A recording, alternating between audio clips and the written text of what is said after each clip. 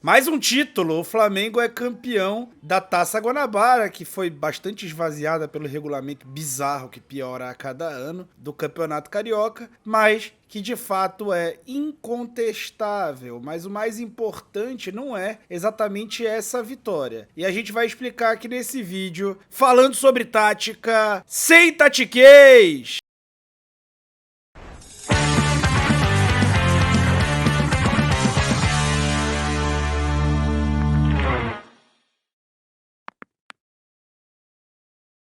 Pessoal, deixa o like no vídeo e se inscreve no canal. A gente tem que alcançar logo os 80 mil inscritos. E não se esquece que eu gravei uma entrevista exclusiva falando exclusivamente sobre tática com o Léo Ortiz. Clica e vai assistir essa entrevista, porque é um absurdo a gente trazer um cara desse nível e não encher, entupir de visualização. Vocês vão ver que é um dos grandes conteúdos de futebol que você vai ver ao longo do ano, tá bom? Então, vamos entender qual foi o contexto do Felipe Luiz, porque ele, Léo Ortiz, agora jogou com o Danilo e com o Léo Pereira desde o início do jogo. E isso gerou uma certa mudança tática em movimentações, porém outras coisas ficaram conservadas. Vamos tentar analisar o contexto de cada escalação, as movimentações do time normalmente titular, sem esses três, e a movimentação do time com esses três, tá? Deixa o like no vídeo e vamos lá. A escalação do Flamengo flutua entre um 4-2-3-1 e um 4-4-2, que eu diria até que é a plataforma final, digamos assim, dessa escalação, tá? O time titular que a gente imagina, né? O time titular hipotético, o time titular do papel que a gente imagina, talvez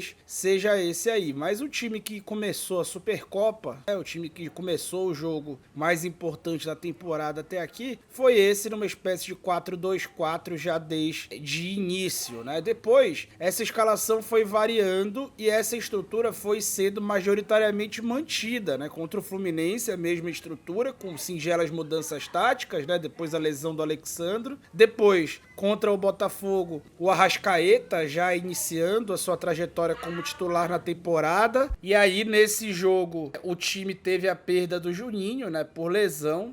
Já são algumas lesões na temporada. Com o Vasco, o Danilo joga ali no lugar do Léo Ortiz de início e depois contra o Maricá a gente vê pela primeira vez esses três caras começando o jogo juntos, né? A gente já tinha visto no segundo tempo contra o Vasco o time melhorar bastante quando os três entraram juntos e agora a gente vê de início. Vamos tentar entender o contexto tático do time titular e o contexto tático desse time, especialmente no momento com a bola. Na verdade, a gente vai ver basicamente o momento com a bola, o momento sem a bola muda pouquíssima coisa ou quase nada, tá? Então, o momento com a bola, o que a gente tem aqui, né? Numa primeira fase de construção, o time costuma a subir, né, esses laterais, muito para empurrar os pontas adversários e formar uma espécie de quadrado aqui, tá? É um quadrado que, na verdade, de certa forma, é até um losango, tá? Porque ele faz esse time gerar linha de passes e eu vou fazer um vídeo só sobre saída de bola, tá? Fato é que o Wesley ganha corredor, o Gerson cai para jogar nesse espaço aqui, né, por dentro, atrás dos atacantes, e o Alexandro fica ali um pouco mais recuado, muito porque tem um ponta posicional aqui daquele lado, né, que o Michael era o titular ali até se lesionar fazendo isso. E aí, numa segunda fase, que é a segunda fase de construção ou progressão, a gente tem esse movimento aqui, né, que é o movimento do Pulgar baixando entre os zagueiros e ali gerando uma espécie de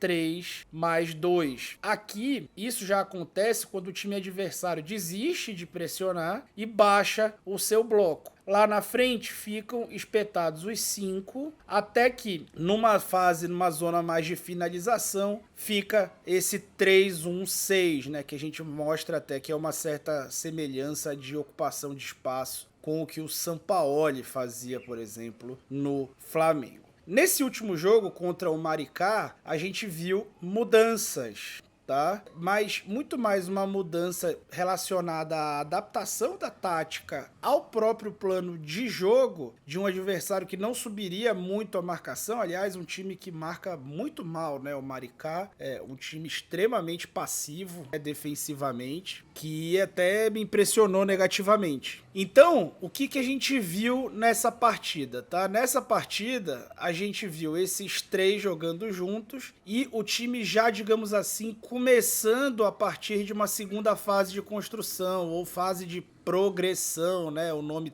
teórico dessa segunda fase, desse momento que o time decide evoluir até uma zona de finalização de jogada. Ou seja, aquela primeira fase de construção, ela praticamente não existiu, tá? Então, o Pulgar baixar entre os zagueiros não aconteceu. O Pulgar, ele executou sem a bola o papel do De La Cruz, por exemplo, que é o cara que entra menos entre os zagueiros, ou do Everton Araújo, que é o cara que entra menos entre os zagueiros. E o Léo Pereira fez um lateral base, ou seja, um jogador que faz a construção a partir de olhar o jogo de frente e que ocupa mais esse corredor lateral quando o time perde a bola. Depois ele foi se soltando, até foi acontecendo do Pulgar baixar numa zona de finalização, que eu vou mostrar já já, tá? Então, a gente viu isso acontecendo e viu o Gerson um pouco mais preso, jogando de volante. Mas, na verdade, assim, pouca mudança até no posicionamento do Gerson, porque lembra que ele acaba economizando, né, o Pulgar baixar e ele já fica ali nessa posição de costas. Então, como ele é economizado, digamos assim, esse segundo homem trabalha bem menos. E o Gerson foi mantido mais ao lado direito do campo. O Varela sendo mantido no contexto de atacar esse espaço vazio e o Plata praticamente sendo mantido ali como um atacante, tá? Uma coisa diferente é que o time passou a atacar muito mais por dentro. Muito porque ele usava esses caras mais posicionais ao lado, seja o Varela, seja o Cebolinha, até sair, né? Muito mais para fixar os pontas, né, do time adversário, que acabava fazendo ali uma espécie de linha de 6. Mas o Gerson, já numa zona de finalização, tinha um posicionamento quase que exatamente igual ao que ele sempre tem. Claro que ele via o jogo um pouco mais de trás,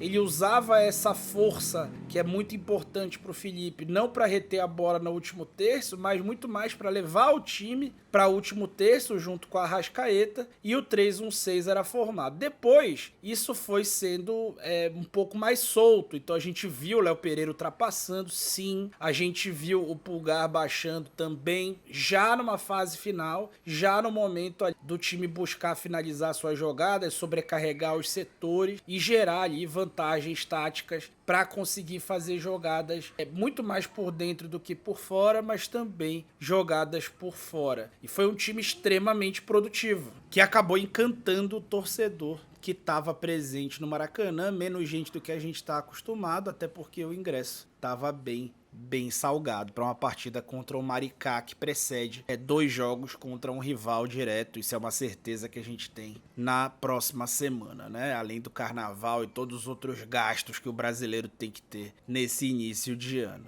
Pois bem, foi um jogo bem bonito de ver, 5-0 fora o baile, não vimos tanta chance perdida, até porque o contexto das chances criadas era um contexto bem claro. O Maricá, de novo, é preciso ser ponderado, defendendo muito mal, uma defesa muito passiva, descoordenada, nunca tinha pressão no nome da bola, era um conforto danado. A gente não pode, claro, se iludir a partir desse jogo, mas sim, o Flamengo está num nível de confiança altíssimo, está num nível técnico altíssimo e trazendo para um nível técnico alto jogadores importantíssimos como o uruguaio Georgian de Arrascaeta, que fez o seu melhor jogo na temporada. A gente espera, e jogou 90 minutos. Tá? A gente espera que isso possa se repetir para que o Flamengo continue sendo feliz nas mãos do ótimo Filipinho Luiz, né? E vamos acompanhar isso daqui para frente, tá bom? Muito obrigado e eu fui!